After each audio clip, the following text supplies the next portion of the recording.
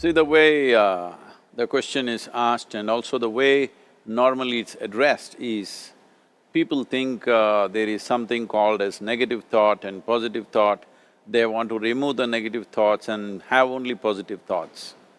For such people, I would ask them to just experiment for 10-15 seconds. Let them forcefully remove one thought from their mind. For example, next 10 seconds, just don't think of a monkey. Try not to think of a monkey for next 10 seconds. You will see you will be full of monkeys. So what I'm saying is, this is the nature of your mind, because in this mind, all the three pedals are throttle.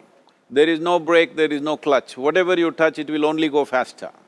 In this kind of mind, people have been taught from moral teachers and religious teachers, do not think about bad things. Well, since then it's been a full-time job. So there is no way you can handle the mind like this. This doesn't need any great enlightenment. If you spend 2 minutes with your eyes closed, you will realize you cannot do anything forcefully with this mind. So, I want to remove negative thoughts.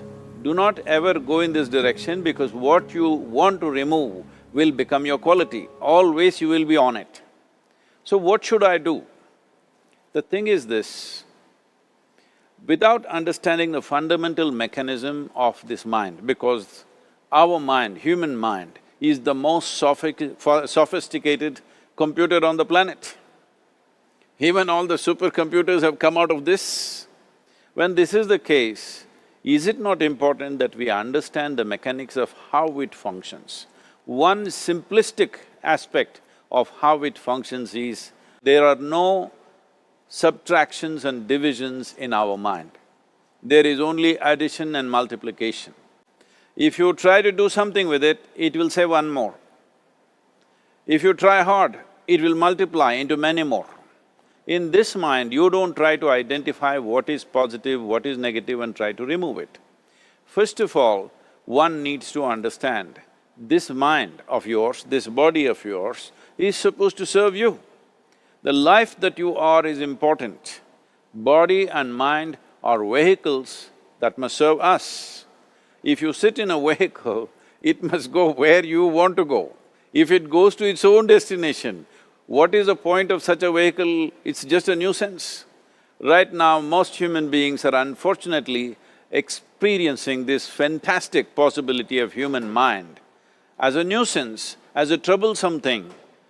Well, this is the most beautiful thing you have. It's just that you need to pay little attention as to how it functions. One simple thing is this. First and foremost process is, that's why we put out this process called Isha Kriya.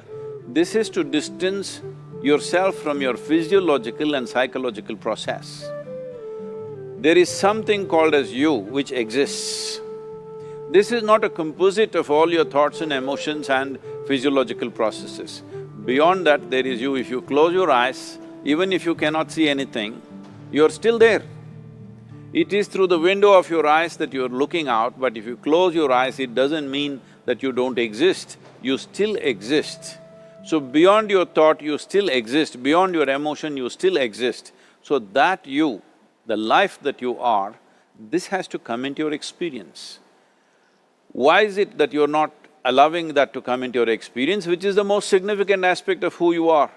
Who you are right now, the most significant aspect is, you and me are alive right now, this is it. What I'm thinking, what you're thinking is not the important thing. We are alive right now, that is the important thing. So, it is important that you focus on this fundamental sense of aliveness within you, and then you will see there is a natural distance between you and your thought process. Once there is a distance between your psychological process and your physiological process, this is the end of suffering. Because there are only two kinds of suffering that human beings go through, physical suffering and mental suffering. Once you create a little space between you and your mind, between you and your body, this is the end of suffering. This is something every human being has to experience and know, otherwise thinking I will just remove negative thoughts and I will have positive thoughts, all the best, it's not going to work 100%, it's not going to work, because nobody can remove it, they can avoid it for some time. So when negative thoughts come, you say Ram Ram, Shiva Shiva, whatever you want, but this is just avoiding, it's not gone. The moment you stop that, it will pop back with great force, otherwise it'll come back in your dreams. So it's very important, first of all you need to understand your anger, your resentment, your fear, your anxieties, the negativity that you generate. Generally resentment, anger, it is always directed towards somebody. But we need to understand this is poisons that we are drinking and expecting somebody else to die. Fortunately, life doesn't work like that. If I drink poison, I die. If I drink poison, you don't die. So, we need to understand this. When I say poison, today you can have yourself chemically analyzed. Right now, what is your blood work, what it says? 5 minutes of intense anger, check your blood work and see, there will be lots of negative elements in it, literally you're poisoning yourself. So, do you want to poison yourself? Definitely not. Now the very question is coming from certain helplessness, what shall I do? Don't do anything, just sit back and just concern yourself with something which is a life process. Maybe your heartbeat, maybe your breath, maybe just the sensation of being alive. Depending upon how sensitive or how perceptive you are, accordingly, find something.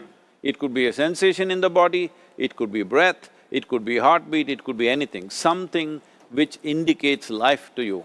Just pay attention to that for some time. Slowly you will see there is a distinction between what is you and what you have gathered, which includes both your physiological and psychological possibility or mess, whatever you made out of it.